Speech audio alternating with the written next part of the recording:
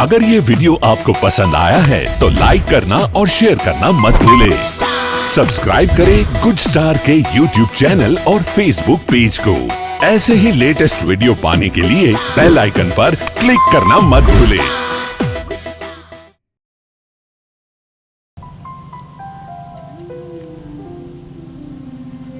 गई कालना આપણે કથામાં ગોવર્ધન ની આપણે સૌ લોકોએ ઝાંખી કરી।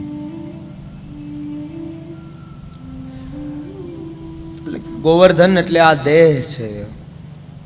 દેહને કોઈ સંભાળનારું કોઈ તત્વ હોય તો એ છે પરમાત્મા ભગવાન શ્રી કૃષ્ણ।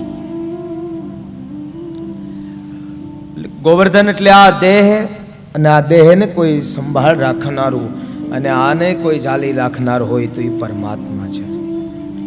અને ઈ અને કાલે આપણે ગઈકાલની કથાની અંદર આપણે સૌ લોકો દર્શન કરી ચૂક્યા કે એ કૃષ્ણએ પરંપરાને તોડી નથી, પરંપરાને જાગૃત રાખી છે। આ પરંપરાને તોડી નથી, પરંપરાને વાળી છે એક બાજુ। હવે આપણને સૌને પણ એમ થાય કે ભગવાને ગોવર્ધનનાથની પૂજા કેમ કરાવી? કૃષ્ણ એટલે ક્રાંતિકારી પુરુષ છે, યાદ રાખજો। ભગવાન કોઈ સામાન્ય નથી, ભગવાન એક ક્રાંતિકારી પુરુષ છે। અને એટલા માટે તે ગોવાળિયાઓને બધાને મનમાં એમ થાય છે કે આ પર્વત અમે ઉપાડ્યો છે, આ પર્વત અમે ઉપાડ્યો છે। અને એટલા માટે તો બધા જ લોકો ત્યાંથી બધા લોકો કહેવા લાગ્યા છે, હે કૃષ્ણ હવે તમે તમતારે રહેવા દો, અમારી પાસે એટલે લાકડી છે ને, અમે તમને ટેકો આપીએ છીએ ભગવાન। કાલે આપણે તે જમાયું ગિરિરાજ બાવાને ધારણ નહોતા કર્યા, ભાવિન કુમાર ને બધા જમાયું ને એકવાર તાળીઓથી વધાવો। અને આજે તો પાછા કલ્પેશભાઈ, ભાવેશભાઈ, ગિરીશભાઈ એનું નામ લેવાય એવું નથી હો। આજ તો આજે તો ઈ જ કહેતા હતા, જોજો હો દાદા, ઈ કે જેટલા જમાયું ને લાડ લડાવજો ને એટલી વધારે દક્ષિણા દેવડાવશું। લે મેં કીધું એલા એમાં મેં કીધું આ કોઈ માને એમાં નથી। લે બધાય ખેર છે પણ આનંદ આવે છે। લે બધાએ કહેવામાં આવ્યું કે ભગવાન અમે છીએ ને, તમે રહેવા દો, તમે થાકી ગયા હશો ભગવાન, અરે અમે બધા છીએ। ત્યારે જ્યાં ભગવાને એક આંગળીનો ખાલી મરોડ આપ્યો, જ્યાં આમ આંગળીને આમ ઝુકાવી અને જ્યાં ઝુકાવે ને અને ત્યાં તો બધાય સાદ કરવા લાગ્યા, બધાની લાકડી તૂટી ગઈ। આ લાકડી એટલે ઈ લાકડી છે અહંકારની, ને આ લાકડી તૂટી ગઈ તરત જ, અને તરત જ બધાય ગોવાળિયાઓ કહેવા લાગ્યા, એ કનૈયા, હે કૃષ્ણ, હે કનૈયા ક્યાં છો બાપ? એ કનૈયા હવે જોજે આ ગિરિરાજ બાવા અમારાથી ધારણ નહીં થાય। એટલે આ દેહ છે ને એક દેવાલય છે, આ દેહ છે ગોવર્ધનનાથજી છે, અને આને કોઈ ધારણ કરનાર હોય તો પરમાત્મા છે। એટલા માટે નહીતર તો અરે એ ધારે તો ઇન્દ્રની પણ પૂજા કરાવી શકતા હતા। જો ભગવાન ધારે તો ઇન્દ્રની પણ પૂજા કરાવી શકતા હતા, પણ એને ઇન્દ્રની પૂજા નથી કરાવી। એનું એકમાત્ર કોઈ કારણ હોય તો અરે આ જ કારણ શું? અરે તો કે કહે છે કે પ્રકૃતિની પૂજા થવી જોઈએ, ભગવાને કીધું છે પ્રકૃતિની પૂજા થવી। હા, મેં આપ સૌ લોકોને ગઈકાલે કહ્યું હતું કે જેના આંગણામાં વૃક્ષો નથી ને એનું આંગણું વાંજ્યું છે, યાદ રાખજો। હા, જેના આંગણામાં વૃક્ષો નથી, એટલે એ જ ગોવાળિયાઓ સાદ કરી કરીને કહેવા લાગ્યા, હે કૃષ્ણ અમને બચાવજો, હે કૃષ્ણ અમને બચાવજો। પણ ઈ લાકડી હતી અહંકારની, અને જીવનમાં અહંકાર ક્યારેક ક્યારેક આપણે સૌ લોકો કરી લઈએ છીએ। જેથી સમય હોય તેથી આપણે અહંકાર કરી લઈએ છીએ, પણ એનો ભોગવટો બહુ ભારે હોય છે। આ તુલસી બાબા પછી કહે રામચરિતમાનસમાં, નહીં કો વસ જન્મા જગમાહી, પ્રભુતા પાહી જાહી મદ પ્રભુતા પાઈ જાહી મદનાઈ. જ્યારે પ્રભુતા હોય, પ્રભુતા એટલે સન્માન, પ્રભુતા એટલે તમને જે દેવામાં આવતું માન, જેને આપણે પ્રભુતા કહીએ છીએ, લાયકાત જેને આપણે કહીએ છીએ, એ છે પ્રભુતા. લાયકાત, માન, સન્માન. એટલે ઓછા વધતા પ્રમાણમાં જેને જેમ ભગવાને આપ્યું ને એમ ક્યારેક ક્યારેક અભિમાન કરીએ છીએ હું ને તમે. અને ત્યારે એટલું યાદ રાખજો કે આપણે મૂર્ખ છીએ. શા માટે?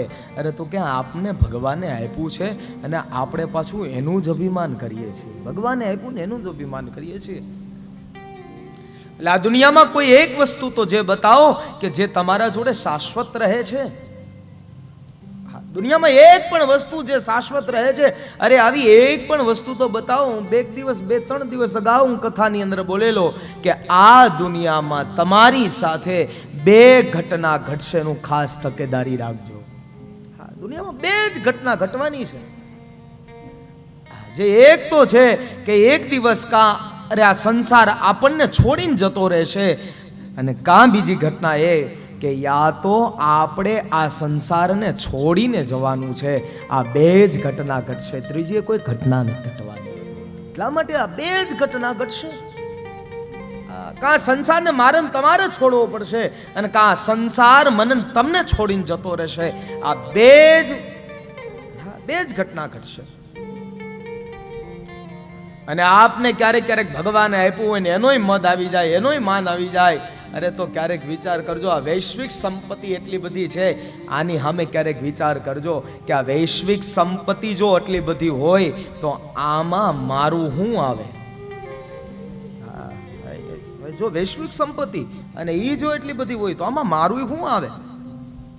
પણ એ અભિમાન કરવું તો કરાય છે નું. હા, જો કદાચ અભિમાન કરવું હોય તો એ અભિમાન કરવું હોય તો એક રામાયણનો પ્રસંગ છે,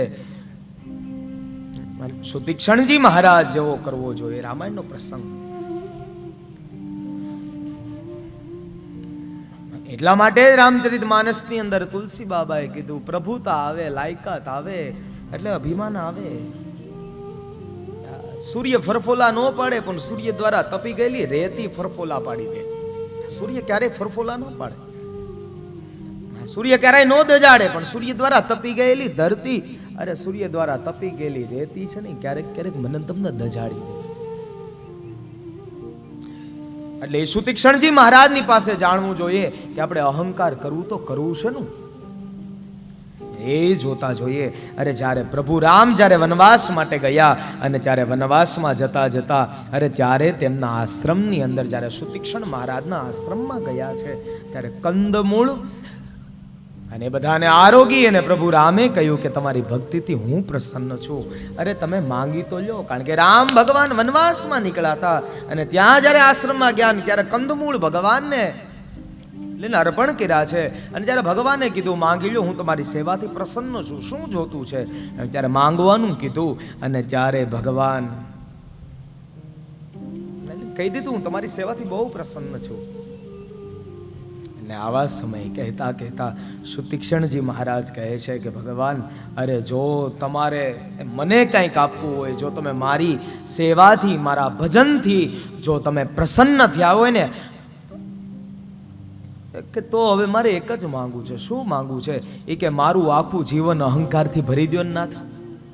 જોજો મારું આખું જીવન અહંકારથી ભરી દો. આપણે એમ કહીએ અહંકાર ન કરવો જોઈએ, પણ અહંકાર શેનો, કઈ વાતનો કરાય? એ આ મહાપુરુષો પાસેથી અરે મને તમને જે શીખવા મળે છે.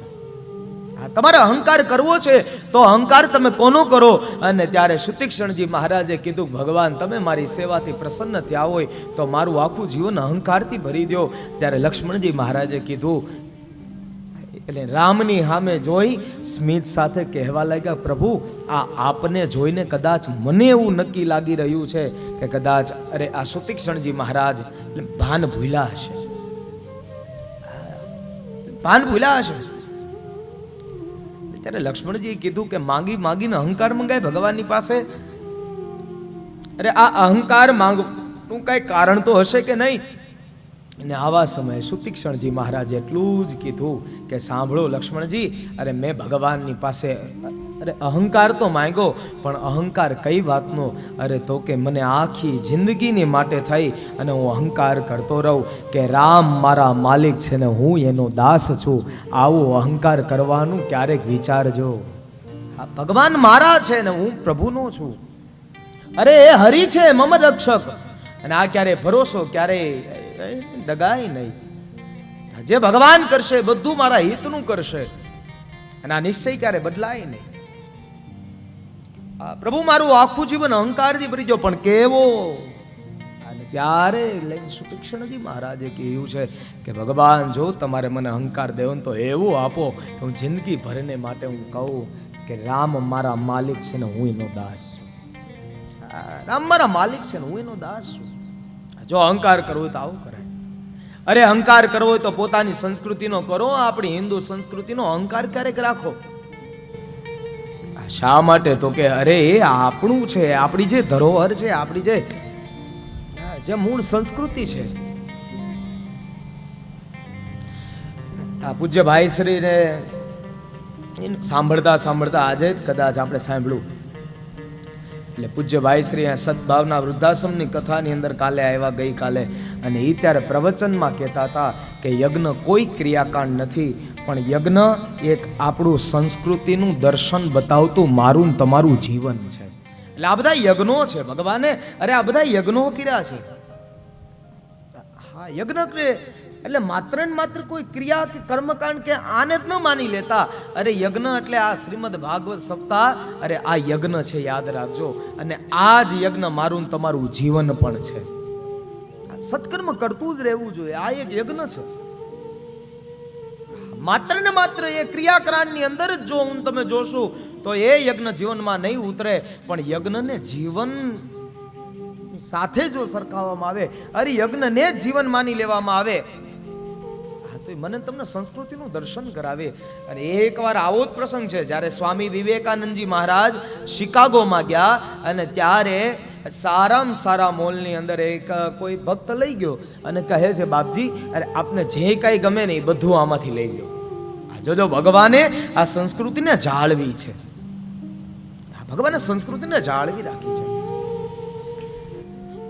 સ્વામી વિવેકાનંદજી મહારાજને કહેવામાં આવ્યું કે મહારાજ, અરે તમને જે ગમે અરે એ આમાંથી પસંદ કરી લો, એ બધું હું તમને લઈ દઈશ.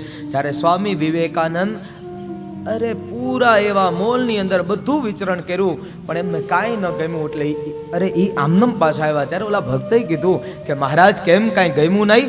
અરે અહીંયાથી તો દેશ વિદેશના લોકો આવીને ખરીદી કરી જાય છે, અને તમને કાંઈ ગમ્યું નહીં? અરે તમે કાંઈક લઈ જ લ્યો. ને બહુ જ્યારે આગ્રહ કર્યો ને ત્યારે સ્વામી વિવેકાનંદજી મહારાજે કીધું કે સામે જે પેલા ઓલા બૂટ પહેર્યા છે ને એ બૂટ એક મને બહુ ગમે છે, એ તમે લઈ દો.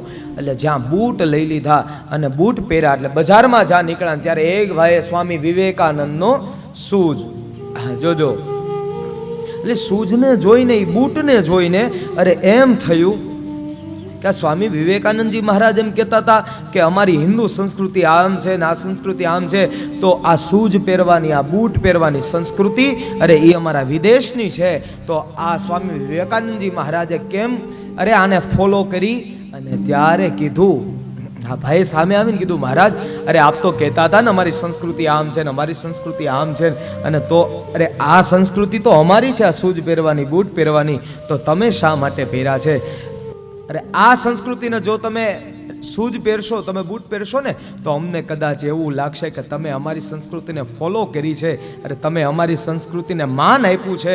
અને ત્યારે સ્વામી વિવેકાનંદજીએ એટલું કીધું કે આ બૂટ છે ને તમારી સંસ્કૃતિ છે, અને પાઘડી છે ને એક મારી સંસ્કૃતિ છે.